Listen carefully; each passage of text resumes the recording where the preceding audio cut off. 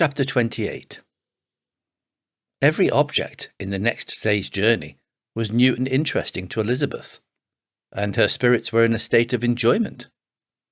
For she had seen her sister looking so well as to banish all fear for her health, and the prospect of her northern tour was a constant source of delight. When they left the high road for the lane to Hunsford, every eye was in search of the parsonage, and every turning expected to bring it in view. The paling of Rosings Park was their boundary on one side.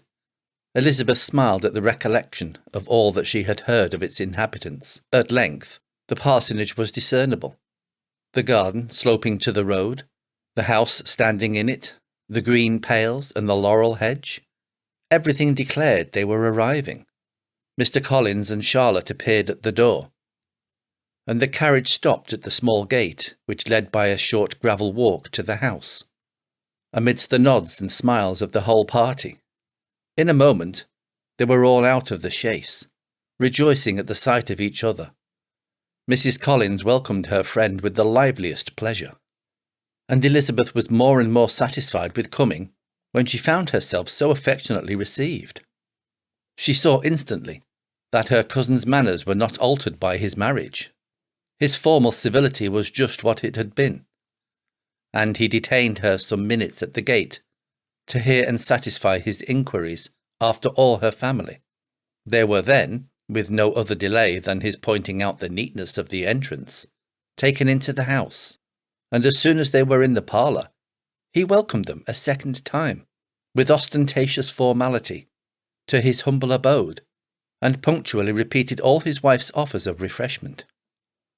Elizabeth was prepared to see him in his glory, and she could not help fancying that in displaying the good proportion of the room, its aspect, and its furniture, he addressed himself particularly to her, as if wishing to make her feel what she had lost in refusing him.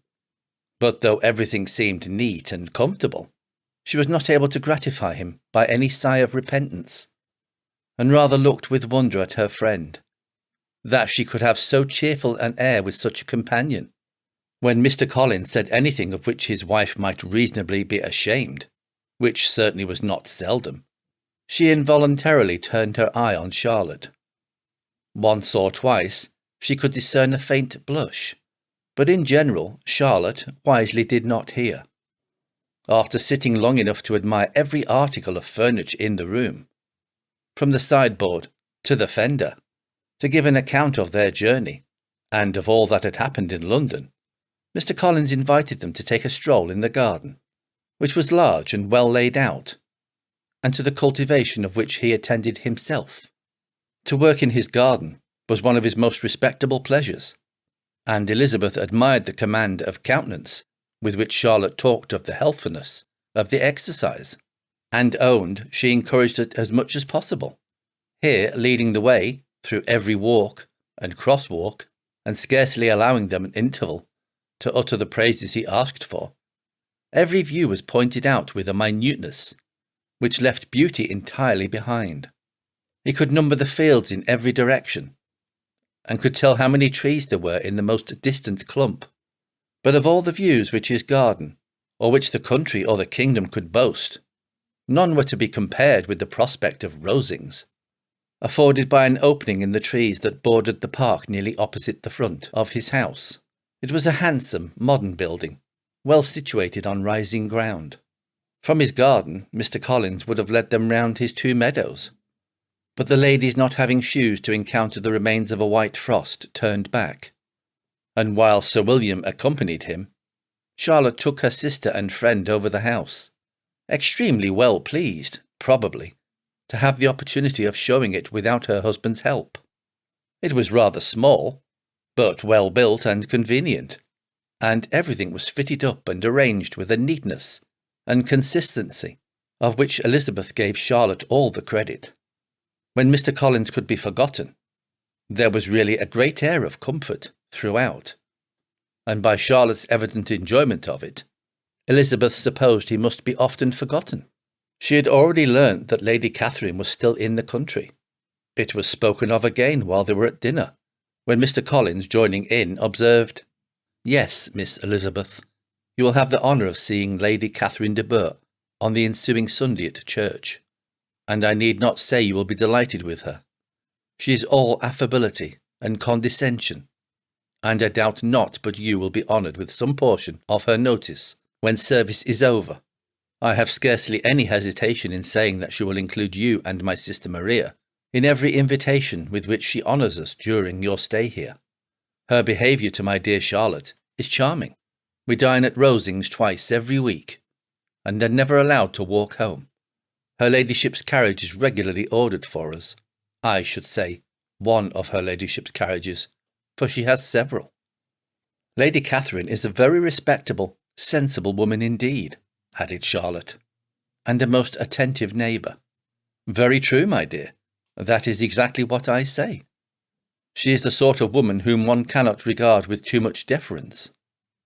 The evening was spent chiefly in talking over Hertfordshire news, and telling again what had been already written, and when it closed, Elizabeth, in the solitude of her chamber, had to meditate upon Charlotte's degree of contentment, to understand her address in guiding, and composure in bearing with her husband, and to acknowledge that it was all done very well. She had also to anticipate how her visit would pass, the quiet tenor of their usual employments, the vexatious interruptions of Mr. Collins, and the gaieties of their intercourse with Rosings. A lively imagination soon settled it all. About the middle of the next day, as she was in her room getting ready for a walk, a sudden noise below seemed to speak the whole house in confusion, and after listening a moment, she heard somebody running upstairs in a violent hurry, and calling loudly after her. She opened the door, and met Maria in the landing-place, who, breathless with agitation, cried out, "Oh, my dear Eliza, pray make haste and come into the dining-room, for there is such a sight to be seen. I will not tell you what it is. Make haste, and come down this moment." Elizabeth asked questions in vain. Maria would tell her nothing more, and down they ran into the dining-room, which fronted the lane, in quest of this wonder. It was two ladies, stopping in a low phaeton at the garden gate. "And this is all?" cried Elizabeth. "I expected at least that the pigs were got into the garden, and here is nothing but Lady Catherine and her daughter." "La, my dear," said Maria, quite shocked at the mistake. "It is not Lady Catherine. The old lady is Mrs. Jenkinson, who lives with them. The other is Miss de Bourgh. Only look at her. She is quite a small creature. Who would have thought she could be so thin and small? She is abominably rude to keep Charlotte out of doors in all this wind. Why does she not come in?" "Oh, Charlotte says she hardly ever does. It is the greatest of favours when Miss de Bourgh comes in." "I like her appearance," said Elizabeth, struck with other ideas. "She looks sickly and cross. Yes, she will do for him very well. She will make him a very proper wife."